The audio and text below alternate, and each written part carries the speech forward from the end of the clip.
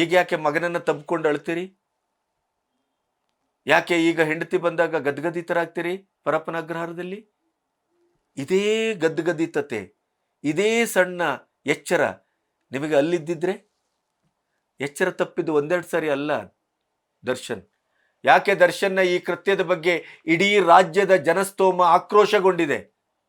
ಯಾಕೆ ಅಂತಂದರೆ ನಿಮ್ಮದು ರಿಪೀಟೆಡ್, ಎಗೇನ್ ಆ್ಯಂಡ್ ಎಗೇನ್, ಮತ್ತೆ ಮತ್ತೆ ಮತ್ತೆ ಮತ್ತೆ.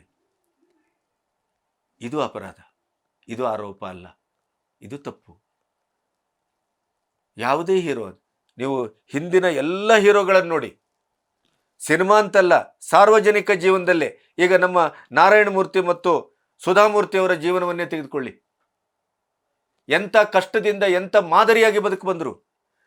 ಅವರಿರುವ ದುಡ್ಡು, ಅವರಿರುವ ದರ್ಪ, ಅವರಿರುವ ಇದಕ್ಕೆ ಅವರು ಏನು ಬೇಕಾದರೂ ಮಾಡ್ಬೋದಿತ್ತಲ್ಲ.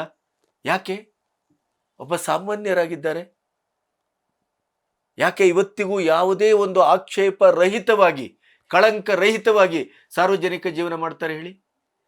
ನನ್ನಂಥ ಪತ್ರಕರ್ತ ಇರ್ಬೋದು, ಯಾರೇ ಇರ್ಬೋದು ರೀ, ಸಮಾಜಮುಖಿಯಾಗಿ ನೀವು ಇರ್ತೀರಿ ಅಂತಾದರೆ ನೀವು ಮೊದಲು ಸಮಾಜಕ್ಕೆ ಆದರ್ಶವಾಗಿರತಕ್ಕದ್ದು. ಆ ಗಡಿಯನ್ನು ದರ್ಶನ್ ಮೀರಿದ್ದಾರೆ.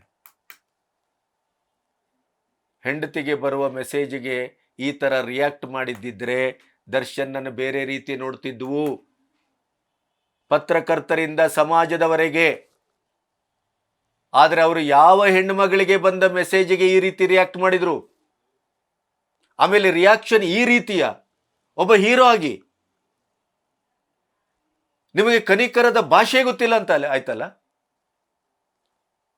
ರಕ್ತ ಪಿಪಾಸುತನ ಮತ್ತು ಕ್ರೌರ್ಯ ನಿಮ್ಮ ಇಡೀ ಎದೆಯಲ್ಲಿ ತುಂಬಿ ತುಳುಕ್ತಾ ಇದೆ ಅಂತ ಭಾವಿಸ್ಬೇಕಾ ನಾವು? ನೀವು ಯಾವ ಜಾತಿ ಹೀರೋ ಅಂತ ಕೇಳವಿದಿಲ್ವ ಸಮಾಜ? ಇದು ಆಗಿರೋದು. ನ್ಯೂಸ್ ಫಸ್ಟ್, ನಿರ್ಭೀತಿಯಿಂದ ನಿಮ್ಮ ಪರವಾಗಿ.